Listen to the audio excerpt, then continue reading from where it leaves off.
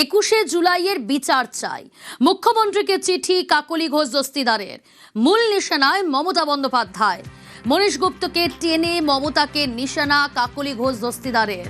21শে জুলাইয়ের বিচার চাই, মুখ্যমন্ত্রীকে চিঠি কাকলি ঘোষ দস্তিদারের। 1993-এর 21শে জুলাই পুলিশের গুলিতে 11 যুব কংগ্রেস কর্মীর মৃত্যু হয়। সেই সময় স্বরাষ্ট্র সচিব ছিলেন মনীশ গুপ্ত। মমতার আমলে সেই মনীশ গুপ্তকেই মন্ত্রী করা হয়। মনীশের নাম টেনে দোষীদের শাস্তির দাবি কাকলি ঘোষ দস্তিদারের।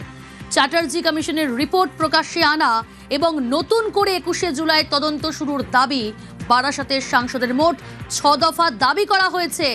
কাকলি ঘোষ দস্তিদার 6 দফা দাবি তুলেছেন।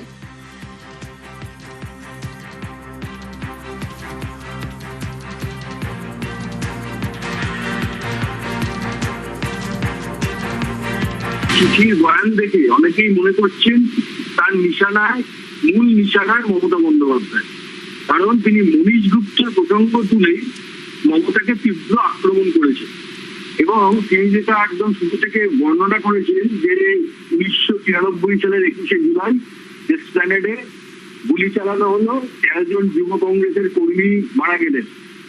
এই সময় যারা যারা দায়িত্বে ছিলেন তাদের প্রসঙ্গ তুলেছেন এবং সেটা মনে করছে এখানেই তিনি লিখেছেন যে এই সময় মুখ্যমন্ত্রী ছিলেন জ্যোতি বসু, তার হাতেই ছিল হোমের দায়িত্ব অর্থাৎ স্বরাষ্ট্র দপ্তরের দায়িত্ব, কিন্তু বুদ্ধবাবু তথ্য সংস্কৃতি দপ্তরের মন্ত্রী ছিলেন, কিন্তু পুলিশের বিষয়টি তিনি দেখতেন। এবং বিমান বসু ছিলেন সিপিএম এর নেতা, রাজ্য সম্পাদক সিপিএম এর, এবং সেই সময় স্বরাষ্ট্র সচিব ছিলেন মনীশ গুপ্ত। কাকলি ঘোষ দস্তিদার যেটা লিখেছেন, 21শে জুলাইয়ের দোষীদের আজও বিচার হয়নি। মন্ত্রী, আমলা এবং পুলিশ অফিসারদের বিরুদ্ধে কোনো পদক্ষেপই করা হয়নি। চ্যাটার্জি কমিশনের সুপারিশ সত্ত্বেও সেই সময় স্বরাষ্ট্র সচিব মনীশ গুপ্তকে গ্রেফতার করা হয়নি বা তার বিরুদ্ধে কোনো তদন্ত হয়নি। উল্টে তৃণমূল সরকার তাকে ক্যাবিনেট মিনিস্টার বানিয়েছিল এবং তারপর রাজ্যসভায় পাঠিয়েছিল সাংসদ করে। এইটাই কাকলি ঘোষ দস্তিদার যেটা লিখেছে, এইটা কেন হচ্ছে, কেন এতদিনও বিচার মিলবে না? কারণ সেই সময় যে কমিশন বসেছিল, জাস্টিস সুশান্ত চ্যাটার্জির কমিশন, সেই কমিশন স্পষ্ট করে বলেছিল এই গুলি চালানোর ঘটনা বিনা প্ররোচনায়, বিনা প্রয়োজনে একটা অসাংবিধানিক বলে এই ঘটনাকে চিহ্নিত করেছিল এই কমিশন, যে এটা কোনো কোনো ক্ষেত্রে জালিয়ানওয়ালাবাগের নৃশংসতাকেও ছাপিয়ে গিয়েছে। এইরকম একটা ঘটনার বিচার মিলবে এই আশা নিয়ে পরিবর্তন হয়েছিল 2011 সালে, কিন্তু তারপর সেই পরিবর্তনের পর এই বিচার আজ পর্যন্ত মেলেনি। তার মাঝখানে কেটে গেল প্রায় 15 বছর। সেইখানেই কাকলি ঘোষ দস্তিদারের দাবি এই কমিশনের যে রিপোর্টটা সেটাকেও সামনে আনা হোক, কারণ কমিশনের রিপোর্টে নাকি বলা হয়েছিল যে 21শে জুলাইয়ের যেসব ক্রিটিক্যাল ফাইল সেগুলো নাকি লালবাজার এবং রাইটার্স থেকে মিসিং।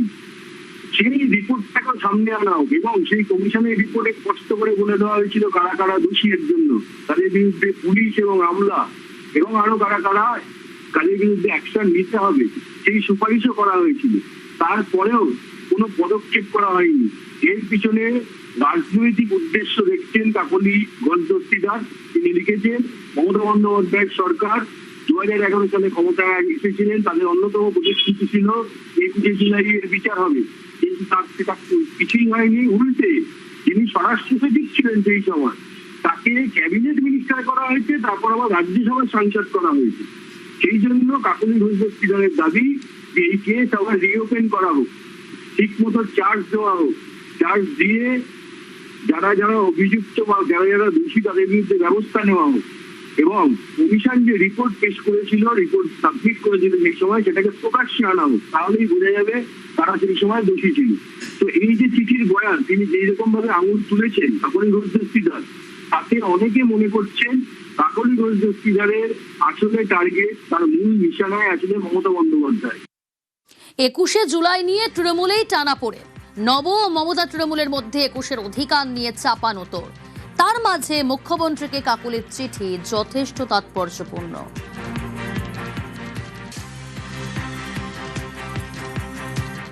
21শে জুলাই আমরা জানি তৃণমূলের একটা প্রায় অ্যানুয়াল একটা অনুষ্ঠানে পরিণত হয়েছিল। প্রতি বছরই অত্যন্ত ধুমধাম করে তৃণমূল 21শে জুলাই পালন করছে এবং 21শে জুলাই নিয়ে তাদের আবেগে শেষ ছিল না। অনেকদিন আগে থেকে মঞ্চ বাঁধার কাজ শুরু হতো, বিশেষ করে তৃণমূল ক্ষমতায় আসার পর থেকে এই 21শে জুলাই একটা অনুষ্ঠানটা একটা বিরাট মাপের অনুষ্ঠান হতো। হ্যাঁ, মহা ধুমধাম করে 21শে জুলাই এর অনুষ্ঠান হতো এবং সেখান থেকে তৃণমূলের দাবি তারা এটা এইভাবেই শহীদ দিবসটা তারা পালন করতো, 21শে জুলাই শহীদদের তারা স্মরণ করতো। কিন্তু সেই 21শে জুলাই সেখানেই কাকলি ঘোষ দস্তিদার একদম সেখানেই আঘাত করেছে। তিনি যেটা চিঠিতে লিখেছেন যে 21শে জুলাই যে এই আবেগ, এই যে 21শে জুলাই দোষীরা শাস্তি পাবে, এই আশাটা তো ছিল, পরিবর্তন তো 2011 সালে হয়েছিল, সেই আশাটা তো করা হয়েছিল। এই শহীদদের পরিবার এতদিনে কি পেল? তারা তো দেখতে পেল যে যেখানে যাদের বিরুদ্ধে অভিযোগ, যার বিরুদ্ধে অন্যতম যার বিরুদ্ধে আঙুল উঠেছিল সেই মনীশ গুপ্ত, এই সময় যিনি স্বরাষ্ট্র সচিব ছিলেন, সেই মনীশ গুপ্তকে মমতা বন্দ্যোপাধ্যায়ের আমলে মন্ত্রী করা হলো, ক্যাবিনেট মিনিস্টার হলেন তিনি, তারপর তিনি রাজ্যসভার সাংসদ হলেন।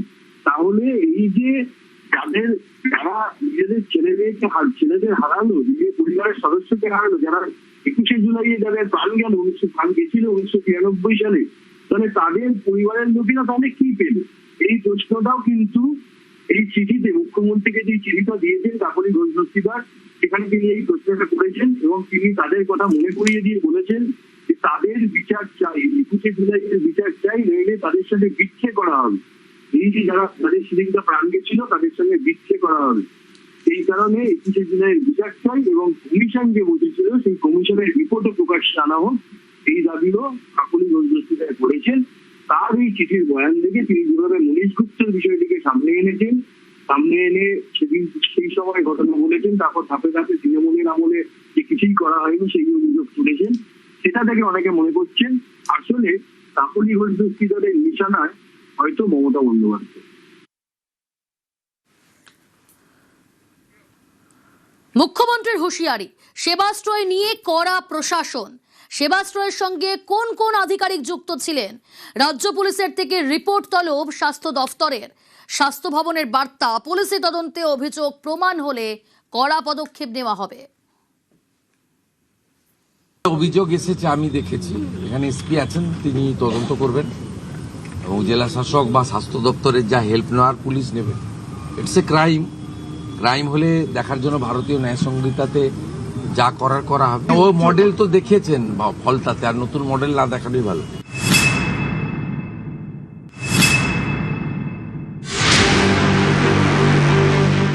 সেবাশ্রয় নিজের নির্বাচনী কেন্দ্র ডায়মন্ড হারবারে এই সেবাশ্রয় তৈরি করেন তৃণমূল সাংসদ অভিষেক বন্দ্যোপাধ্যায়। বিনা পয়সায় স্বাস্থ্য পরিষেবা দিতেই সেবাশ্রয়। পালাবদলের পর এই সেবাশ্রয় নিয়ে বিভূরি অভিযোগ। সুর চড়ান মুখ্যমন্ত্রী, তারপরেই কড়া রাজ্য প্রশাসন। সেবাশ্রয় নিয়ে রাজ্য পুলিশের থেকে রিপোর্ট চেয়েছে স্বাস্থ্য দফতর। অভিযোগ, তৃণমূল আমলে স্বাস্থ্য দফতরের অনুমোদন ছাড়াই চালু হয়েছিল সেবাশ্রয়। স্বাস্থ্য ভবনের স্পষ্ট বার্তা, পুলিশি তদন্তে অভিযোগ প্রমাণ হলে কড়া পদক্ষেপ নেওয়া হবে। স্বাস্থ্য দফতরের স্ক্যানারে সেবাশ্রয়ের সঙ্গে যুক্ত একাধিক আধিকারিক। নির্বাচনের আগে গলা ফাটিয়ে চিৎকার করেছিলাম যে সেবাশ্রয় হচ্ছে ভণ্ডামি, এটা ভণ্ডামির আশ্রয়। অভিষেক বন্দ্যোপাধ্যায় রাজনৈতিক নেতা নন, উনি অভিনেতা। সুতরাং এই সেবাশ্রয়ে চিকিৎসা পরিষেবা দেওয়ার নামে উনি নাটক করেছেন। খালি একটিও চিকিৎসক ছিলেন না, আয়ুষেরও পাশ করা চিকিৎসক ছিলেন না। যারা ছিলেন আয়ুষের কিছু পড়ুয়া আর group D assistant, general duty assistant, তারা ছিল গলায় স্টেথো লাগিয়ে। পুরোটাই ভণ্ডামি, পুরোটাই নাটক, এটা ক্রিমিনাল নেগলিজেন্স। এই জিনিস যেন আর জীবনেও না করার সাহস পায়। আমি বলবো মাননীয় মুখ্যমন্ত্রীকে কড়া পদক্ষেপ নিতে। প্রত্যেকটা স্বাস্থ্যমন্ত্রক রিপোর্ট চেয়েছে, সেবাশ্রয় কারা গেছিল, কে গেছিল, কার অঙ্গুলি হয়েছিল, কে অর্গানাইজার ছিল, এগুলি নিয়ে আমরা রিপোর্ট চাইছি, অনুসন্ধান হবে। স্বাস্থ্য দপ্তরের আধিকারিকরা তারাও তো সেই সেবাশ্রয়ের ক্যাম্পে ছিলেন, যারা গেছিলেন বা যারা এই কাজ করেছেন, পশ্চিমবঙ্গের জনগণের সঙ্গে, নাগরিকদের সঙ্গে এই অনাচার এবং অবিচার করেছেন, তারা সুবিচার পাবেন। বদলের বাংলায় সেবাশ্রয় নিয়ে একের পর এক অভিযোগ উঠেছে। অযোগ্যদের দিয়ে চিকিৎসা, চিকিৎসক নন এমনও ব্যক্তি নাকি চিকিৎসা করেছেন। অভিযোগ, কাজ করিয়ে একাধিক ডাক্তারকে টাকা দেওয়া হয়নি। দক্ষিণ 24 পরগনায় মাটি খুঁড়ে কোটি টাকার ওষুধ মিলেছে। অভিযোগ, সেই ওষুধ সেবাশ্রয়ের জন্য কেনা হয়েছিল। সরকারি হাসপাতাল থেকে চিকিৎসার মেশিন সেবাশ্রয়ে নিয়ে যাওয়ার অভিযোগ। সেবাশ্রয় ক্যাম্পে আর্থিক অনিয়মের অভিযোগ। সেবাশ্রয় নিয়ে সম্প্রতি অভিযোগ দায়ের হয়েছে দক্ষিণ 24 পরগনার বিষ্ণুপুর থানায়। অভিযোগপত্রের শীর্ষে অভিষেক বন্দ্যোপাধ্যায়ের নাম, 2 নম্বরে তাঁর পিএ সুমিত রায়, 4 নম্বরে একদা ফলতার ত্রাস বলে পরিচিত জাহাঙ্গীর খান, 9 নম্বরে নাম রয়েছে বিষ্ণুপুরের তৃণমূল বিধায়ক দিলীপ মণ্ডলেরও। সেবাশ্রয়ের বিরুদ্ধে প্রতারণা করে আর্থিক ক্ষতি, জাল নথি তৈরি ও ব্যবহার, ভুয়ো পরিচয় ব্যবহার, অপরাধমূলক বিশ্বাসভঙ্গ, জনস্বাস্থ্য নিরাপত্তায় বিঘ্ন ঘটানো, অপরাধমূলক ষড়যন্ত্র সহ একাধিক অভিযোগে মামলা দায়ের হয়েছে।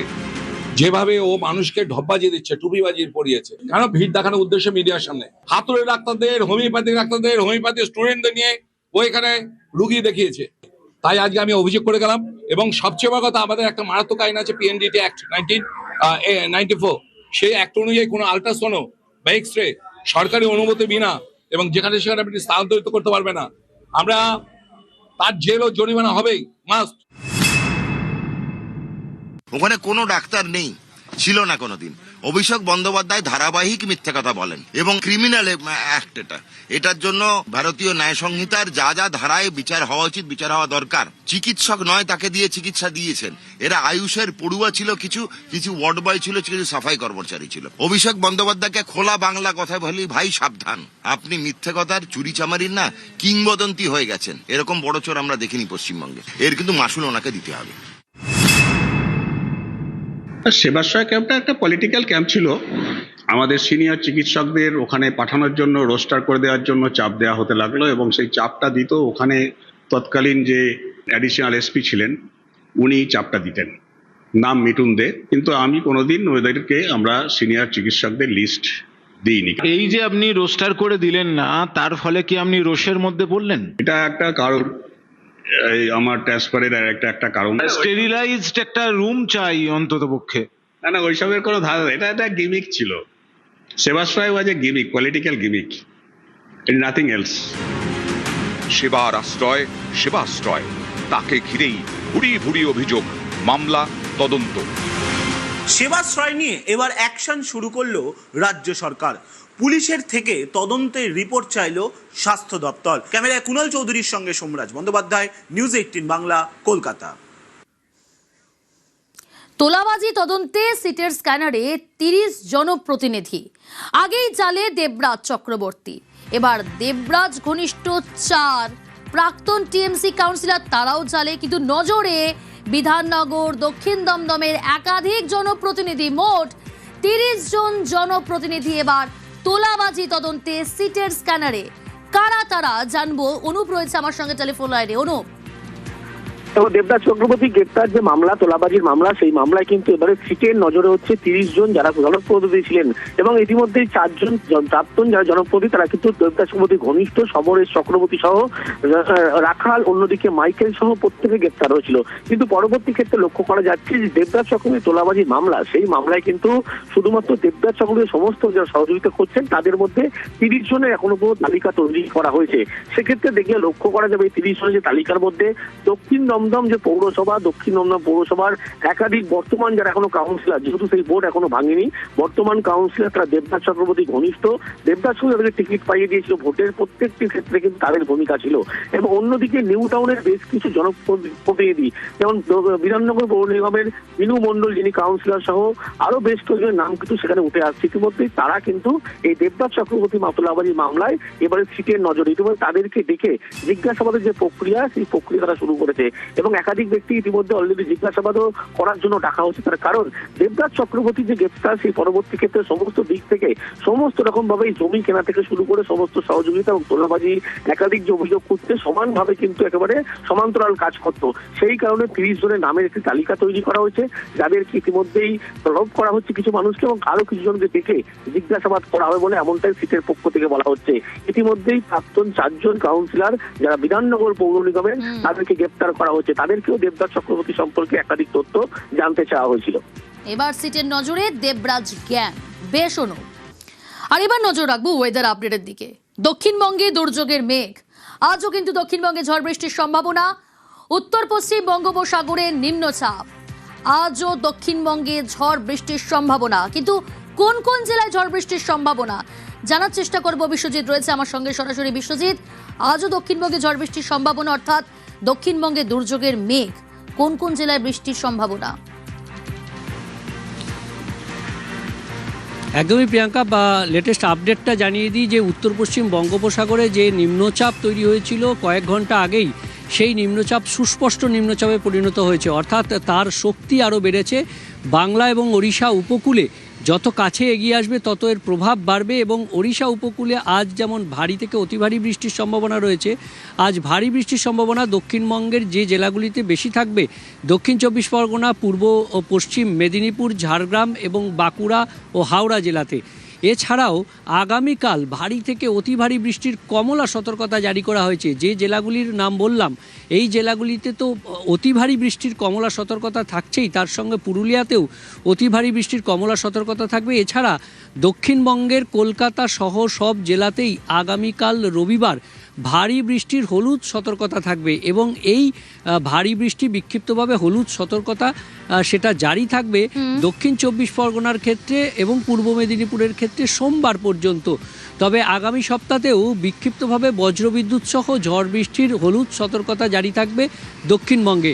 অর্থাৎ ভারী অতি ভারী বৃষ্টি কেটে গেলেও, এই সুস্পষ্ট নিম্নচাপের প্রভাব কেটে গেলেও ঝড় বৃষ্টির সম্ভাবনা থাকবে, কারণ মৌসুমী অক্ষরেখা এই মুহূর্তে রাজস্থান থেকে এই ওয়েস্ট বেঙ্গলের একেবারে বিশ্বজিৎ, বেশ দক্ষিণবঙ্গের ঝড় বৃষ্টির সম্ভাবনা যেমনটা জানাচ্ছে হাওয়া অফিস, আজ কাল ভারী বৃষ্টির সম্ভাবনা রয়েছে।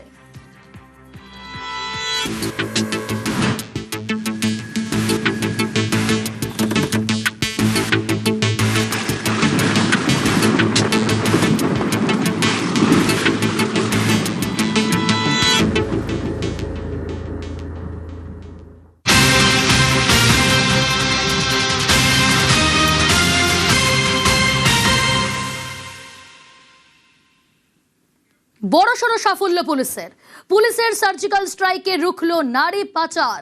ইসলামপুরে পুলিশি অভিযানে বড়সড় সাফল্য। চঞ্চল রয়েছে আমার সঙ্গে। চঞ্চল, এই সফলতা মিলল কিভাবে? বড়সড় সাফল্য নিঃসন্দেহে বলা যায় পুলিশের। দেখো, একদমই বলা যেতে পারে যে বড়সড় সাফল্য পেল ইসলামপুর পুলিশ জেলা পুলিশ। গতকাল ইসলামপুর শহরের যে নিষিদ্ধ পল্লী চম্পাপাক এলাকায়, সেখানে কিন্তু গোপন সূত্রে খবর দিয়ে পুলিশ সেখানে অভিযান চালায় এবং অভিযান চালানোর পরে কিন্তু দেখা গেছে যে 16 জন নাবালিকাকে সেখান থেকে উদ্ধার করা হয়। এবং এই যে ঘটনার সাথে যেসব পাচারকারী যারা রয়েছে, মানব পাচারকারী চক্রের সাথে সদস্যরা যারা জড়িত রয়েছে, তারা যাতে অন্য কোথাও পালিয়ে যেতে না পারে তার প্রমাণের মাধ্যমে কিন্তু সেখানে নজরদারি চালানো হয়। এই ঘটনা নিয়ে 4 জনকে গ্রেপ্তার করা হয়েছে এবং বাকিদের খোঁজ চালাচ্ছে পুলিশ। বেশ, ধন্যবাদ। বদলের বাংলায় এবার জাপানের বিনিয়োগ। সাবমেরিন কেবল সিস্টেমে জুড়বে পশ্চিমবঙ্গের নাম। ভারতে প্রথমবার সফরে জাপানের প্রথম মহিলা প্রধানমন্ত্রী। এদেশে 1 লক্ষ কোটি টাকার বিনিয়োগ করবে জাপান। বাংলার ভাগে 3,800 কোটি টাকার বিনিয়োগ।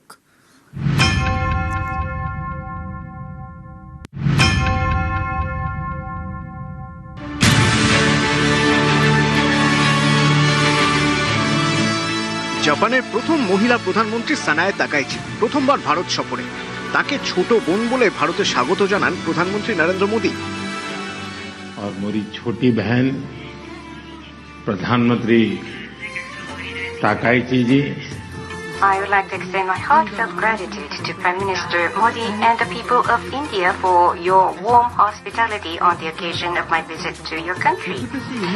You called me a beautiful younger sister, Prime Minister Modi. দুই দেশের বাণিজ্যিক সুসম্পর্কের সুর সেখানেই বাঁধা হয়ে গিয়েছিল। তাকাউচির এবারের সফরে 19টি মৌ স্বাক্ষর হয়েছে। ভারতে 1 লক্ষ কোটি টাকার বিনিয়োগ করতে চলেছে জাপান।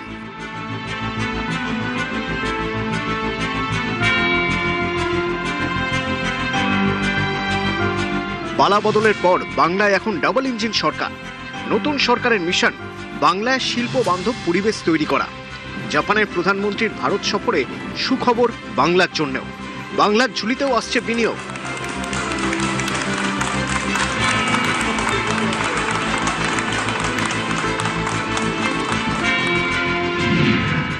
জাপানের এনটিটি ডেটা সংস্থা পশ্চিমবঙ্গে লগ্নি করবে। 3,800 কোটি টাকার বিনিয়োগ করবে এনটিটি ডেটা।